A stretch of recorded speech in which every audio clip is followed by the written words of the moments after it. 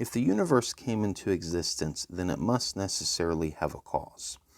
Now, just to be clear, in this video, I'm not arguing that the universe began to exist, although I have argued that in other videos. In this video, however, I'm simply arguing that if the universe did come into existence, or begin to exist if you like, then it must have a cause. So in all honesty, this video is for all the people out there who believe that the universe could have, or actually did come into existence out of nothing. And unfortunately, I'm not talking about the Lawrence Krauss kind of nothing, which is actually something, because a quantum vacuum is definitely something. I'm talking about nothing as in non-being, as in not anything, non-existence. Unfortunately, some people truly do believe that the universe could have come into existence out of that kind of nothing. So in this video, I'm going to present a philosophical argument for why the universe must necessarily have a cause if it came into existence. Here's the scenario that we're talking about. The universe didn't exist, and then it did exist. So how do we explain the universe coming into existence? Well, as far as I can tell, we have three possible explanations.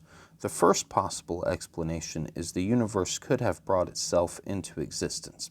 This is what Stephen Hawking argued in his book, The Grand Design. The problem with this position, however, is that it's completely incoherent.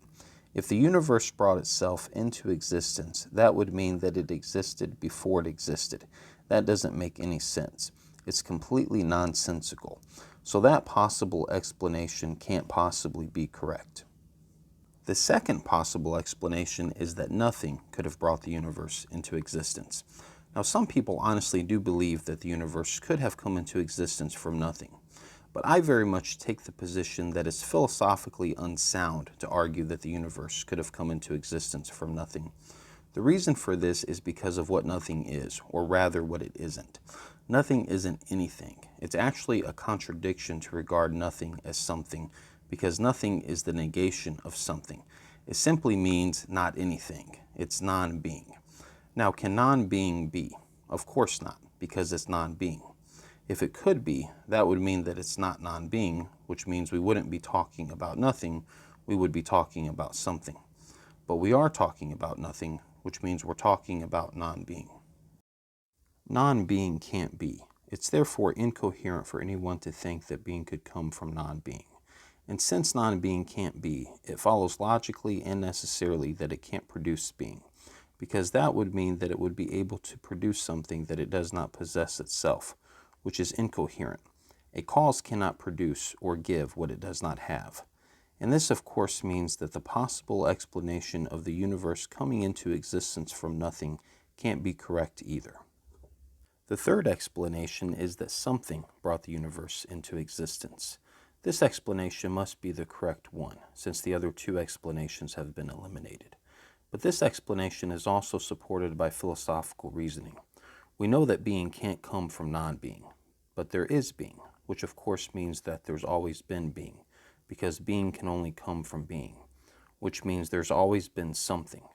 And that lines up with the conclusion that if the universe came into existence, then something must have brought it into existence. And that, of course, means that if the universe began to exist, then it must necessarily have a cause. So the argument is stated as follows. Premise 1. The universe was brought into existence by either itself, nothing, or something. Premise 2. It couldn't have been brought into existence by itself or nothing. Therefore, it must have been brought into existence by something, which means it has a cause. Now, if someone wants to argue that the universe is eternal, they're free to do that, although the evidence doesn't support that notion. But there is no scenario where the universe could have come into being from non-being. And I would actually take it a step further and argue that this line of philosophical reasoning applies to anything that comes into existence. Anything that comes into existence must necessarily have a cause.